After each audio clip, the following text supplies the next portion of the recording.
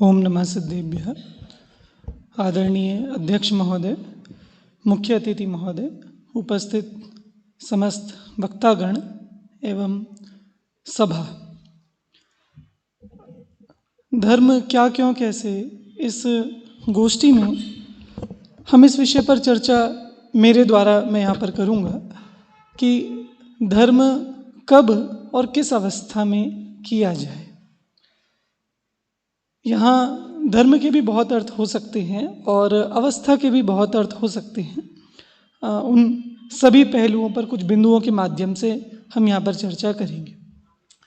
सबसे पहले जिसका ये प्रश्न है, अवश्य ये संचालक का प्रश्न है, संयोजक का प्रश्न है, पर निश्चित ही अनेक लोगों के मन में भी ये प्रश्न है, आपका ये प्रश्न हो सकता है कि धर्म कब करें और किस अवस्था में करें। इसको मैं दोनों बिंदुओं से हम समझ सकते हैं। एक तो उम्र की अपेक्षा, कब किस अवस्था में, और एक हमारे जीवन की अपेक्षा कि चाहे हम बालक हैं, युवा हैं, वृद्ध हैं, कुछ भी हैं, तो हमारे जीवन में सुबह से शाम तक जो विभिन्न अवस्थाएं रहती हैं या जीवन की अलग अलग अवस्थाएं रहती हैं, उसमें कब कैसे धर्म किया जाए, उन दोनों ही बातों से हम यहाँ चर्चा लेंगे।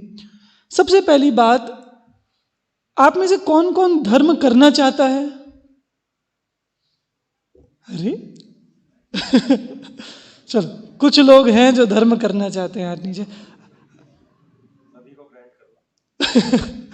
चलिए भाई साहब, अच्छा कौन कौन ऐसा कोई जो धर्म नहीं करना चाहता? चलिए, एक है नहीं, वो इसलिए क्योंकि वे कर रहे हैं। एक्चुअली जो कर रहा है वो क्यों कहेगा मैं करना चाहता हूँ, जो नहीं कर रहा वो कहेगा मैं करना चाहता हूँ। तो जब ये बात आएगी कि हमें धर्म करना है, तो पहले प्रश्न ये आएगा ना कि धर्म के नाम पर तुम करना क्या चाहते हो।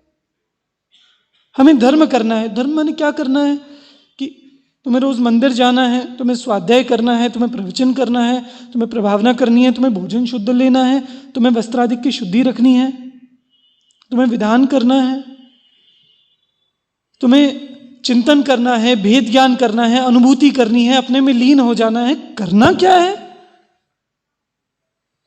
तो जब ये बात आएगी कि धर्म के नाम पर आप करना क्या चाहते हो, उसके अकॉर्डिंग इसका उत्तर होगा कि आप कब और किस अवस्था में धर्म कर सकते हो। धर्म दो प्रकार का है, जिसका संकेत संयम भैया ने भी दिया। एक निश्चय धर्म, एक व्यवहार धर्म। निश्चय धर्म में सदृष्टि ज्ञान वृत्तानि, जो प्रारंभ में बता ही दिया गया, वह निश्चय धर्म है। और उसके साधन रूप, उसके निमित्त रूप जितना कुछ है वह सब व्यवहार धर्म कहलाता है। फिर भले ही वो दर्शन हो, पूजन हो, स्वाध्याय हो, वैयवृत्ति हो, संयम हो, तप हो, दान हो, जो कुछ हो, वो सब व्यवहार धर्म के अंतर्गत आता है। इस व्यवहार धर्म के भी दो पहलू बन जाते हैं, एक भाव पक्ष और एक क्रिया पक्ष। उदाहरण के लिए हमें जिनेंद्र भगवान की भक्ति करनी है, तो भक्ति करना व्यवहार है, पर इसके भी दो पक्ष हैं। एक हमें भक्ति का भाव अंतरंग में हो रहा है, और एक हम वचन से और काय के माध्यम से भगवान की भक्ति व्यक्त कर रहे हैं, बहुमान व्यक्त कर रहे हैं। ऐसे ही आप स्वाध्याय के संबंध में लगा सकते हो, यही चीज़ हम इच्छाओं के संबंध में लगा सकते हैं, तप के संबंध में, संयम के संबंध में, किसी भी विषय के संबंध में। वहाँ एक भाव पक्ष है जो हम इच्छाओं की हीनता है, कषाय की मंदता है, शुभ भाव है, प्रशस्त राग है, और एक उसमें क्रिया है शरीर संबंधी। अब मजेदार बात यह है कि इन तीनों में इस बात का उत्तर अलग अलग है कि ये कब किया जा सकता है, किस अवस्था में किया जा सकता है। हम बाहर का एक सामान्य रूप से जो निश्चय धर्म है, आत्मा को जानने रूप धर्म है, आत्मा में लीन होने रूप धर्म है, ये आप सतत कर सकते हो, किसी भी समय कर सकते हो, कभी भी कर सकते हो। आप उसके योग्य होने चाहिए बस। इसके लिए ना किसी अवस्था की पराधीनता है और ना ही उपयोग की पराधीनता है। दूसरी चीज, व्यवहार धर्म में जो भाव पक्ष है उसमें अवस्था की तो पराधीनता नहीं है, पर उसमें उपयोग की पराधीनता है कि आपको उस समय शुभ उपयोग चाहिए, आपको उपयोग बाकी चीज़ों से हटाकर उसमें लगाना है।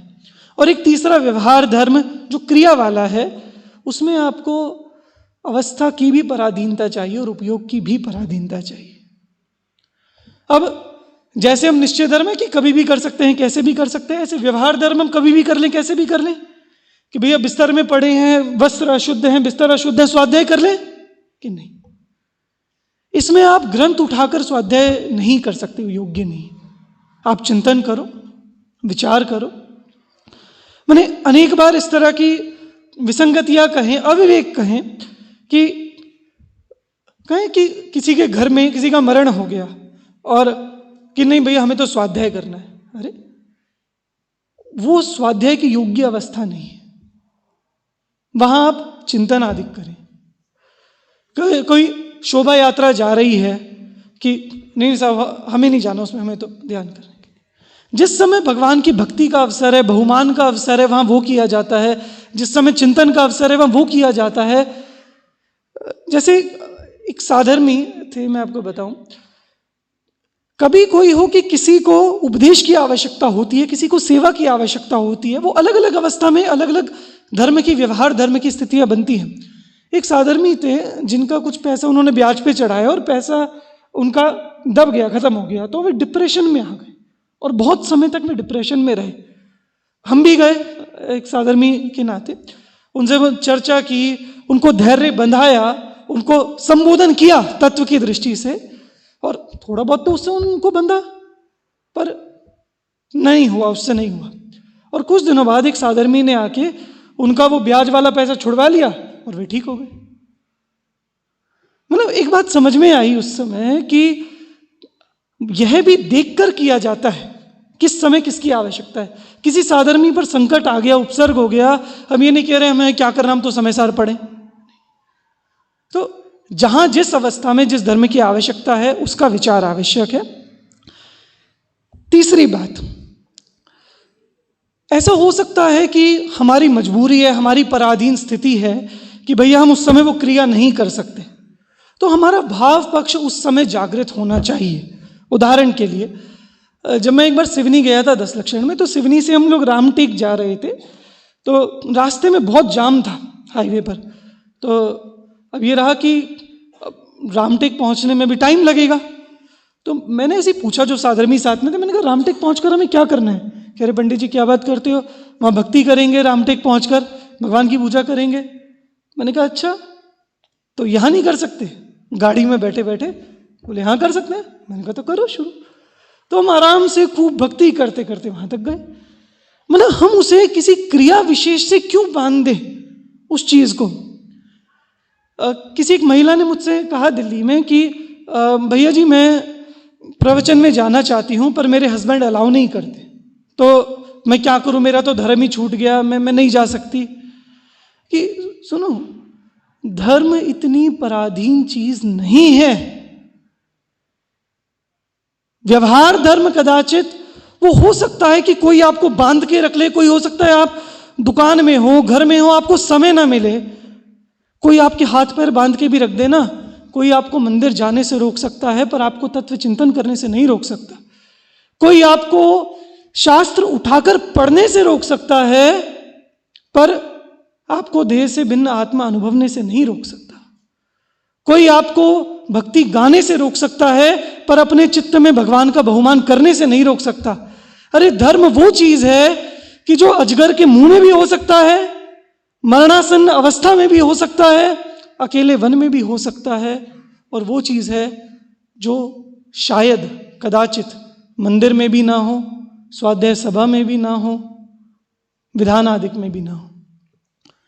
इसलिए धर्म किस अवस्था में करना, कब करना, कि जब आप तैयार हो। 8 वर्ष का बालक मुनि दीक्षा लेके मोक्ष चला जाता है तो उम्र की तो कोई बात ही नहीं है धर्म करने में, कोई प्रश्न ही नहीं है। हम यहां बैठे बैठे, इस अवस्था में बैठे बैठे भी यहां धर्म कर सकते हैं। हम अशुद्ध अवस्था में, जब हमें शास्त्र नहीं चुना और कुछ नहीं करना, हम क्रिया भली नहीं कर सकते, पर उस समय भी हम देह से भिन्न आत्मा का अनुभव कर सकते हैं। अभी आप में से कौन कौन धर्म कर रहा है कि भैया हम स्वाध्याय सुन रहे हैं, चर्चा सुन रहे हैं तो धर्म चल रहा है?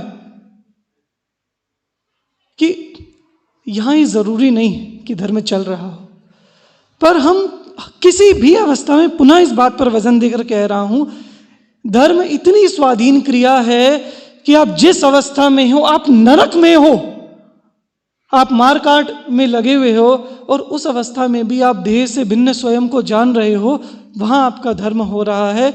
इसलिए ऐसा निश्चय धर्म कभी भी सतत हर समय किसी भी अवस्था में किया जा सकता है और व्यवहार धर्म द्रव्य क्षेत्र कालभाव की मर्यादा देखकर किया जाता है। इतना मेरे यहाँ पर विषय। धन्यवाद।